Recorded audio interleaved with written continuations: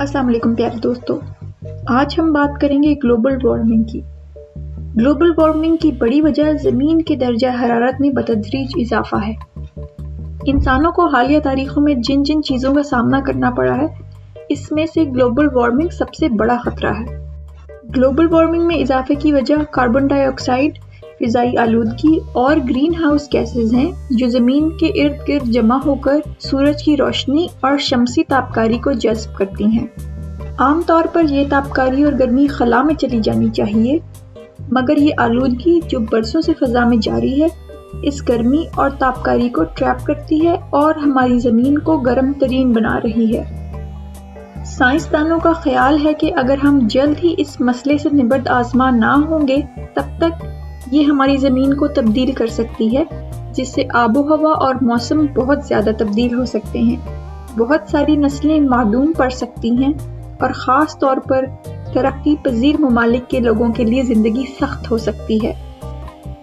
मौसमियाती तब्दीली का लाजमी ये मतलब नहीं है कि चीज़ें गर्म हो जाएंगी। कुछ जगहों में गर्मी में इजाफा होगा, लेकिन बेशतर मकामात पर शदीद मौसम जैसे कि शदीद तेज़ बारिश, ज़्यादा बर्फबारी, शदीद तूफ़ान और हीट वेव्स में इजाफा होगा। ग्लोबल वार्मिंग से जहां बाज़ ममालिक को सैलाब से तुग़यानी आने का खदशा है, जबकि दूसरे ममालिक को खुश्क साली का। मौसमियाती तब्दीलियों की वजह से आने वाला सैलाब साल 2100 तक तकरीबन 100 से 200 मिलियन अफराद को मुस्तकिल तौर पर बेघर कर सकता है।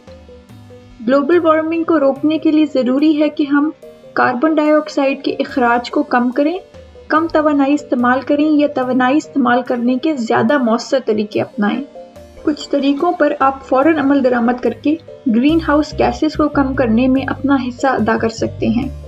जैसा कि देखने में आया है कि कमर्शियल तरीकों से पैदा किया गया 1 पाउंड गोश्त 1 पाउंड अनाज के मुकाबले में 10 गुना ज़्यादा तवानाई लेता है।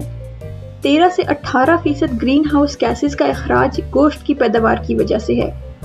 गोश्त खाने की बजाय दालें, बीन्स और अनाज को खुराक में शामिल करने पर तरजीह दें। इसी तरह से पानी की बचत भी फ़ज़ाई आलूदगी को कम करती है। पानी बचाएं, बारिश के पानी को स्टोर करें और घरों में पौधों को बारिश का पानी दें। दांत साफ करते वक्त पानी का नल बंद कर दें। कपड़े धोने के लिए एनर्जी एफिशिएंट वॉशिंग मशीन्स का इस्तेमाल करें, जिसमें पानी की बचत होती है। जब भी मुमकिन हो कम आलूदगी फैलाने वाले सफ़र के तरीके अपनाएं, जैसा कि खुद अकेले ड्राइव करने की बजाय साइकिलिंग, पब्लिक ट्रांसपोर्ट या कार पूलिंग को तरजीह दें। घरों में LED लाइट बल्ब्स का इस्तेमाल करें। LED लाइट बल्ब्स 80% कम तवानाई इस्तेमाल करते हैं। इसी तरह से आप सोलर पैनल से मुफ्त बिजली बनाकर भी इस्तेमाल कर सकते हैं।